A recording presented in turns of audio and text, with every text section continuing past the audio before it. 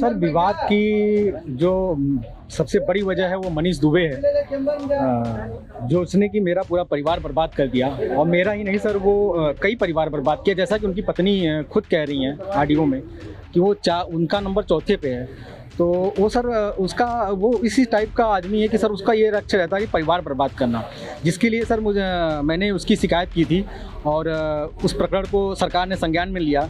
DG साहब ने committee बैठाई, मेरा बयान हुआ और लड़कियों को बुलाया गया, बयान भी हुआ जिसका उसने शोषण किया था और रिपोर्ट सौंप दी गई है। सर रिपोर्ट अभी आपके सूत्रों से पता चल रहा है कि रिपोर्ट उसके खिलाफ गई है और बड़ी कार्रवाई की तैयारी सरकार कर रही है। किस तरीके के एविडेंस आपने उसके खिलाफ दिए थे? सर जैसे वो सर बातें करता था, चैटिंग थी, ओरिजिनल चैटिंग मैंने सरकार को दिया, वीडियो कॉलिंग थी सरकार को दिया, मुझे फ़ोन पे धमकी देता था। और कॉलिंग किसके बीच थी? ज्योति मौर्य और मनीष दुबे के बीच में थी। सारे एविडेंस मैंने जो भी थे मेरे पास सब कुछ मैंने वहाँ सौंप दिया था, उसी को विचार करते हुए कार्रवाई की। बयान कब आपका ये दर्ज हुआ था, कब ये साक्ष्य आपने उपलब्ध? सर हमारा ये बयान 3 जून को दर्ज हुआ था।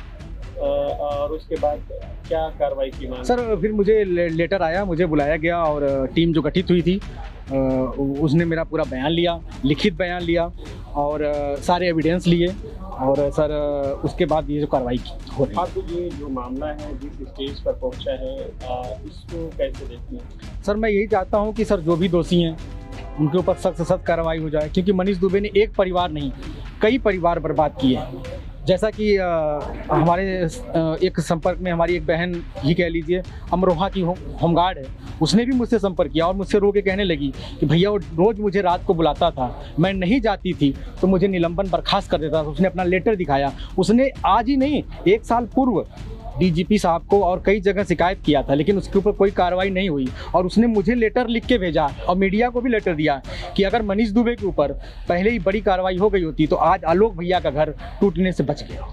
ये बताएं, ये तो मनीष दुबे का रहा मामला, ज्योति से किस तरीके से आपकी दूरियां हो गई हैं, इसके पीछे मनीष ही आप वजह मानते हैं? बिल्कुल सर, पूरी तरह से मनीष ही गुनहगार है, लेकिन मैं कहीं कहीं ये नहीं कहता हूँ कि मेरी ज्योति जी का हाथ नहीं है।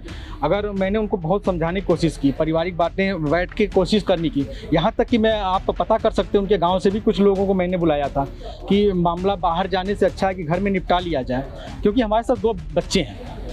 और मैं आप लोगों से शुरू से कह रहा हूँ, मैं बच्चों के प्रति बहुत ही इतना लगाव है सर कि मैं बच्चों से दूरी आज तक कभी नहीं रहा हूँ। सर मैं हमेशा बच्चों के साथ रहा हूँ, बच्चों की देखभाल किया हूँ। और एक बच्चे का सर आप भी एक पिता होंगे, एक बच्चे से दूर होने का दर्द आप अच्छी तरह समझ सकते हैं सर। मैं उस पीड़ा से गुजर रहा हूँ सर। और मैं अभी कुछ दिन पहले मैंने एक बोला था, जो कुछ लोग गलत भ्रांतियाँ फैला रहे हैं कि आलोक माफ़ी मांग रहे हैं। माफ़ी मैं वो नहीं मांग रहा हूँ, मैं समझौते की बात कर रहा हूँ बच्चे के लिए।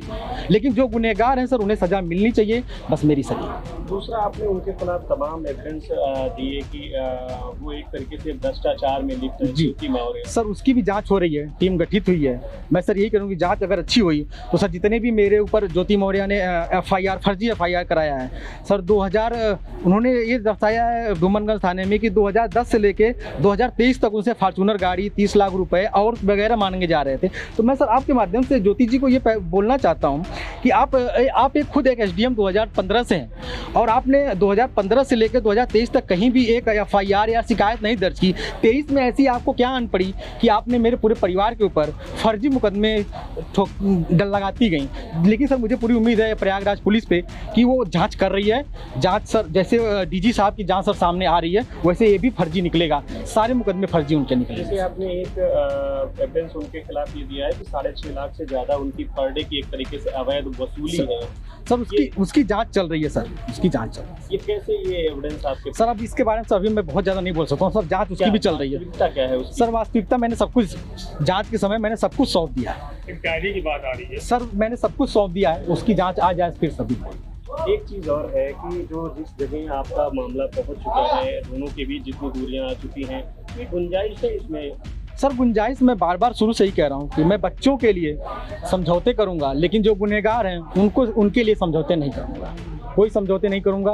गुनहगार को सरकार सज़ा मिलनी चाहिए, अदालत है, सरकार है और मुझे पूर्ण उम्मीद है कि मुझे न्याय मिलेगा। ज्योति से कोई समझौते को लेकर के कोई आप कुछ अपील करना चाहिए? अपील सर मैं यही कहना चाहूँगा कि मुझे बच्चों से मिलने दें, मुझे बच्चों के लिए प्रताड़ित न करें, नहीं तो मुझे उसके लिए भी कोर्ट का दरवाज़ा खटखटाना पड़ेगा। ज्योति से कोई समझौते की गुंजाइश है अभी? सर मुझे तो नहीं लगता कि परिवार बचाने के लिए सर अगर वो चाहती हैं, अगर वो परिवार को एक करना चाहती हैं तो सब एक बार बात करने को तैयार हो, क्योंकि परिवार सर बहुत महत्व रखता है, क्योंकि इसमें हम दोनों के झगड़े में ये जो न्यायालय में यहाँ पर मामला चल रहा है, इस मामले का क्या स्टेटस है? सर आज तो सर हमारे सर इसके बारे में सर हमारे ज़्यादा अधिवक्ता साहब जानकारी दे सकते कब इसकी तारीख लगी है? सर